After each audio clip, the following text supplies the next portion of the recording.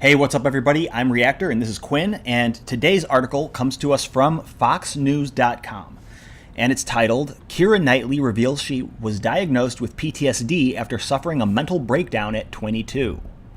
So, how old was she when she started acting and stuff like that? Young? I have no idea. She's probably Something a child to look actor. up. Really? I think so. Actress Keira Knightley opened up about having a mental breakdown at 22. Well, she's very talented. Yeah. I haven't really seen her in much lately. Right, and it said she revealed that, so that takes a lot of courage. Keira Knightley has been in the entertainment industry since the age of 6 and has had her fair share of highs and lows. So I was right. Age of 6. In a new episode of the Hollywood Reporter's Awards Chatter podcast, the 33-year-old British actress gets candid about her quick rise to stardom and the mental breakdown that ensued. So there was a podcast that Fox News is reporting on, I take it. Mm-hmm. Okay. Breaking out in the 2002 indie film Bend It Like Beckham led Keira Knightley to the Pirates of the Caribbean franchise and the rom-com Love Actually. I know Pirates of the Caribbean. Oh, I've heard okay. of I was thinking she was somebody else. Really? Yeah. But no, I remember seeing her in Pirates. Yeah. She plays a pirate, I think. Right? She becomes a pirate. Yeah. Yeah, she was from royalty, but then she wanted to be a scallywagger, pirate, buccaneer thing. That run of films was completely insane, Keira Knightley recalls. However, noting that most reviews focused on her looks. It's amazing looking back at it from the outside. You're like, whoa, that was hit after hit after hit. But from the inside, all you're hearing is the criticism, really. And also, I was aware that I didn't know what I was doing, I didn't know my trade. I didn't know my craft. I knew that there was something that worked sometimes, but I didn't know how to capture that. Okay. Right. She had to just figure out how to make it all work together and just, not focus on all the bad stuff. Just work it all together. Yeah, I guess. Keira Knightley says her sugar plum fairy costume in the Nutcracker is perfect to drag queen attire. Oh, is this a... Yeah. Okay. This is a promo for her Nutcracker movie? Right. No, for real, that's what it is. Right, yeah. Okay. Okay. Weird. She went on the podcast to promote the movie, right? Yeah. And I'm sure that's a title to a different article that has nothing to do with this article, but it's connected. Right. Finding it hard to enjoy her newfound success and fame, she worked on her craft and was surprised to then receive an Oscar nomination for her role in Pride and Prejudice, all while Knightley was still struggling with her celebrity. It was still very confusing because you're getting all these nominations for all these things, but press-wise, when I'm going into interviews, people are still saying everybody thinks you're shit, or focusing on your looks, or focusing on what's wrong with you, she explains. And again, I was 19, actually 20 when nominated. You can only hear the negative stuff. Yeah. Right. Yeah. Oh, she's saying she focused on the negative stuff. Right. Oh, yeah. Doesn't really sound much of a mental breakdown so far, though. Right? Yeah, but they didn't really describe that. So. I did have a mental breakdown at 22, so I did take a year off there and was diagnosed with post-traumatic stress disorder because of all of that stuff, Knightley reveals. I went deep into therapy and all of that, and she, the therapist, said, "It's amazing. I normally come in here and have people that think people are talking about them and they think that they're being followed, but actually they're not.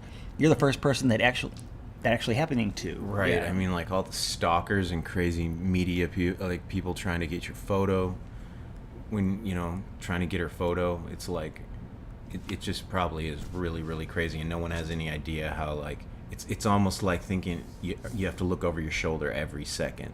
Because someone might want to ask you for an autograph. Yeah, but then I'm talking about all the creepy people,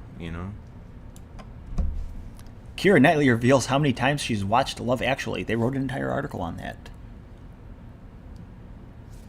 Interesting. Nice. They dissected the podcast that she was on, Like, how many articles can we pump out about Keira Knightley for this? Right. It just seems like 6 articles, whatever. 6 things she said that we can write about. She eventually began to feel much better about herself and stopped listening to the negative reviews and comments. She was also much more confident in her acting. Yeah, they're... Oh my god, this is weird. I think the main thing that I'm very proud of myself for, she stresses, is I learned my trade. I did it very publicly, but I have learned my trade, and technically, whatever you need me to do, I can deliver it. I want to get better, and I'm not saying that there's not ways to go. I want to keep learning and keep pushing myself, but I'm in a good place where I feel pretty confident about what I can do. So, yeah, this whole thing is all quotes from a podcast. Oh, okay. The whole thing. The whole thing, right? Okay. They diced up the podcast. Yeah, and they made a couple articles. Okay. Well, we'll just quote her a lot. This is modern news. It's really crazy because when I saw this picture, I didn't like. Can you scroll down a little bit? Sure. Awesome. Yeah, when I saw this pic, I was like, I didn't know who that was. Like, I knew the name, but I couldn't associate the name with who it is. And then pirates, and then I said, oh yeah, and then I remembered she was that person who became the pirate. And I don't know, I like that first movie, but then they lost me in those movies. I Yeah, don't they know. slowly got Were you worse. a fan of those movies? First one was good, I guess. It was really trendy when it came out. I remember that Right. as a kid. But the costumes were pretty dope, and I liked everything about it. And Johnny Depp was awesome every time. Yeah. You know, I like, guess. And the first thing he does in the movie is steals a ship. You know, right? The I first have one? no idea. I don't remember. Okay. Something like Yeah. that. I don't remember any of the other ones because they're just not memorable. You know, They to slowly me. got worse. I remember the first one was like decent. The second one was probably also pretty good. Yeah. And then it started turning into like, why are they still making them? Right. You know, like they're putting less and less money into them. It seems. I don't know. Or like the story just gets weird and wrapped up in this weird timeline. Like you have to watch the other movies to understand what's going on. And still, it's like a random. It's like they had a different writer for each movie. You know? Right. I hate it when they do that. Like, I hate it when they'll choose like a new production completely for something, and then it switches over. Oh, like how Guardians is getting rid of the director and. Yeah, and same with video games too. You know. Oh yeah. I don't know.